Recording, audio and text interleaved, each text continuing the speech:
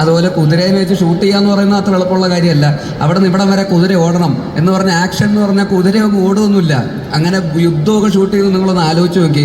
500 കുതിര അവിടെ നിന്ന് ഇങ്ങോട്ട് ഇവിടം വരെ ഓടുകയാണ്. ഈ കുതിരകൾ ആക്ഷൻ എന്ന് പറയുമ്പോൾ തോന്നിയ വഴിക്കൊക്കെ ആരും ഓടുക.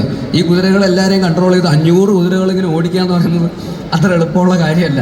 അപ്പോൾ അതൊക്കെ ഒരു അത്യാവശ്യം പണിയുണ്ട്. അപ്പോൾ അതൊക്കെ ടൊവിനോ എന്ന് പറയുന്ന ഒരു ആക്ടർ അത് ഞാൻ കാണുമ്പോൾ രാത്രിയും പകലും ഷൂട്ടിങ്ങാണ്. എനിക്ക് ആ ഷൂട്ടിങ്ങിൻ്റെ ഇടയിൽ അതൊരു പ്രത്യേക ഒരു ടെറയിൽ ആ സിനിമ ഷൂട്ട് ചെയ്തത്. അപ്പോൾ ഭയങ്കര മഞ്ഞും പൊടിയും ഒക്കെ ഉള്ളൊരു ക്ലൈമറ്റാണ്. അവിടെ പോയിട്ട് രാത്രിയും പകലൊക്കെ ഷൂട്ട് ചെയ്തിട്ട് അവസാനം എനിക്ക് ന്യൂമോണിയ വന്നു. എന്നിട്ട് ഞാൻ ആശുപത്രിയിൽ അഡ്മിറ്റൊക്കെ ആയി. എന്നിട്ട് പിന്നെ എനിക്ക് പിന്നെ പേടി സ്വപ്നമായിരുന്നു ആ ലൊക്കേഷനിലേക്ക് പോകുമെന്ന് പറയുമ്പോഴേക്കും. എൻ്റെ ദൈവം ഞാൻ ഇല്ല, എനിക്ക് വയ്യ എന്നൊക്കെ പറഞ്ഞാണ് ഞാൻ അവിടെ നിന്ന് പോയിക്കൊണ്ടിരുന്നത്.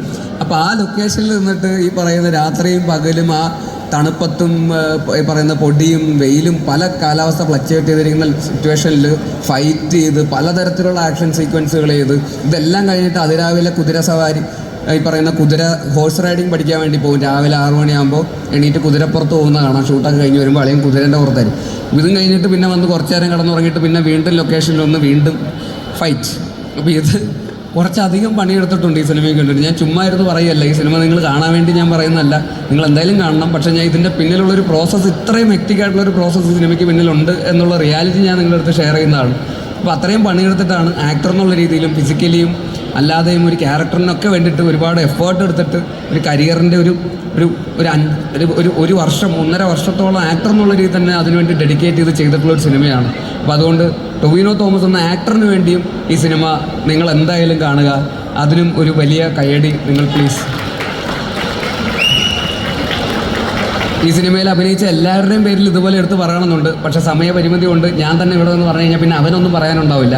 അതുകൊണ്ട് ഞാൻ ബാക്കിയുള്ളതും കൂടെ എല്ലാവരും ഇതുപോലെയൊക്കെ തന്നെയാണ്. അതുപോലെ സുരഭി ആണെങ്കിലും മറ്റ് ആക്ട്രസസ് ആണെങ്കിലും, അതുപോലെ സുജിത്തേട്ടൻ്റെ സ്ക്രിപ്റ്റാണ്. സുജിത്തേട്ടനെ ഞാൻ ഗോതയുടെ സമയത്ത് പരിചയപ്പെട്ടതാണ്. അദ്ദേഹവും അന്ന് തൊട്ട് ഈ സ്ക്രിപ്റ്റായിട്ട് കൊണ്ടു നടക്കുന്നതാണ്. അദ്ദേഹവും ഈ പറയുന്ന പോലെ ഒരുപാട് ആത്മാർത്ഥമായിട്ട് എഴുതി അദ്ദേഹത്തിൻ്റെ നാട്ടിൽ തന്നെ സെറ്റ് ചെയ്തിരിക്കുന്ന കണ്ണൂരുകാരനാണ് അദ്ദേഹം, കാസർഗോഡാണ്. അപ്പോൾ കാസർഗോഡിൻ്റെയൊക്കെ പശ്ചാത്തലത്തിൽ നടക്കുന്ന ഒരു കഥയാണ്. അതും വളരെ ഒതൻറ്റിക്കായിട്ട് വളരെ റിയലിസ്റ്റിക്കായിട്ട് അദ്ദേഹം അതിനെ കൺവിൻസ് ചെയ്യുകയും എന്ന ഒരു ചിയോദിക്കാവ് എന്ന് പറയുന്ന ഒരു സ്റ്റോറി വേൾഡ് ഈ സിനിമയ്ക്ക് വേണ്ടി ഉണ്ടാക്കിയെടുക്കുകയും ആ ലോകത്ത് നടക്കുന്ന ഒരു കഥയായിട്ട് നമുക്ക് തോന്നിപ്പിക്കുകയും ചെയ്യുന്ന രീതിയിലുള്ള കഥാപാത്രങ്ങൾ സൃഷ്ടിക്കുകയും ഒക്കെ ചെയ്ത ഒരു എഴുത്തുകാരൻ. അപ്പോൾ അമ്മ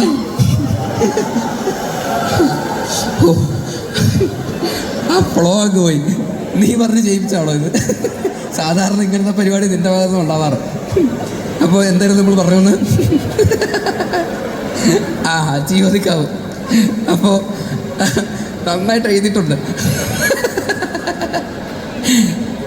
അതുപോലെ ഇതിൻ്റെ പ്രൊഡ്യൂസർ ലിസ്റ്റിൻ ചേട്ടൻ, അദ്ദേഹവും ഈ പറയുന്ന പോലെ നേരത്തെ പറഞ്ഞ പോലെ കടം മേടിച്ചും കുടുംബം വിറ്റുമൊക്കെയാണ് എന്നൊക്കെയാണ് അദ്ദേഹം പറയുന്നത്. അത് ഞാൻ വിശ്വസിക്കുന്നില്ല. എന്നാലും ഇത്രയും റിസ്ക് എടുത്തിട്ടാണ് ഈ സിനിമ അദ്ദേഹവും ചെയ്തിരിക്കുന്നത്. കാരണം ഇതിന് അത്യാവശ്യം നല്ല രീതിയിൽ കാശ് ചിലവായിട്ടുണ്ട്.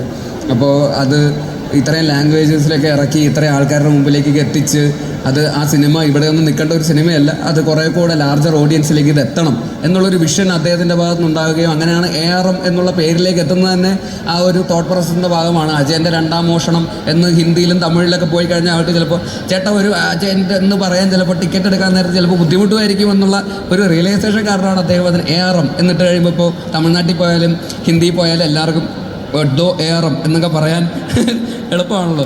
അപ്പോൾ അത് നല്ലൊരു കയ്യടി അദ്ദേഹവും അറിയിക്കുന്നുണ്ട്.